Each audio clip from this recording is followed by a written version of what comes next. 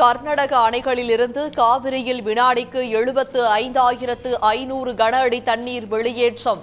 நீர்வரத்து அதிகரித்ததால் மேட்டூர் அணையின் நீர்மட்டம் 51 அடியை தாண்டியது. சூறைக்காற்றுடன் பெய்து வரும் கனமழையால் உதகை அவலாஞ்சி நெடுஞ்சாலையில் வேருடன் சாய்ந்த 5 மரங்கள்.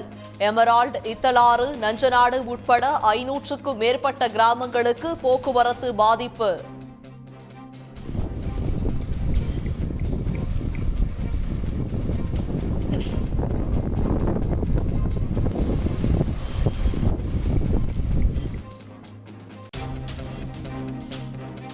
ராமநாதபுரம் மக்களவை தொகுதி தேர்தல் முடிவை எதிர்த்து ஓ பன்னீர்செல்வம் வழக்கு.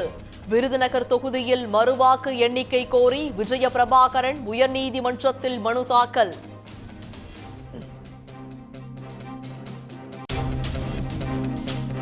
அதிமுக முன்னாள் அமைச்சர் வைகை செல்வன் மீதான ரத்து செய்ய சென்னை உயர்நீதிமன்றம் மறுப்பு.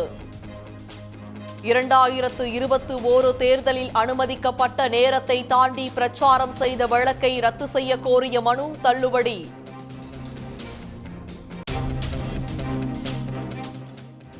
ஆருத்ரா மோசடி தொடர்பாக 1148 கோடி ரூபாய் மதிப்பிலான சொத்துக்கள் அடையாளம் காணப்பட்டுள்ளன.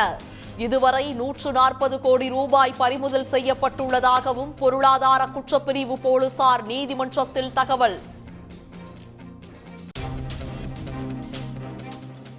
சசிகலா செல்வது சுற்றுப்பயணம் அல்ல, சுற்றுலா பயணம் என ஆர்.பி. உதயகுமார் விமர்சனம். தாம் சார்ந்த சமூகத்தினருக்கு சசிகலா என்ன செய்தார் என்றும் கேள்வி. சிலர் பகவான்களாகவும் சூப்பர்மேன்களாகவும் ஆசைப்படுவதாக RSS தலைவர் மோகன் பாகவத் பேச்சு. மோடியை மறைமுகமாக விமர்சித்ததாக கருதப்படுவதால் சர்ச்சை.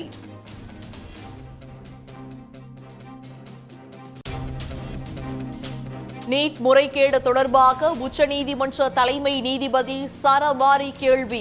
தேர்வு மையம் வாரியாக மாணவர்கள் பெற்ற மதிப்பெண்களை நாளைக்குள் வெளியிட கெடு.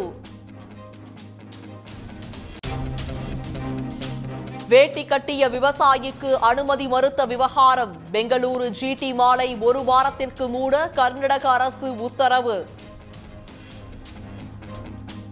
உடனுக்குடன் செய்திகளை தெரிந்து கொள்ள சன் நியூஸ் பெல் ஐகானை கிளிக் பண்ணுங்க.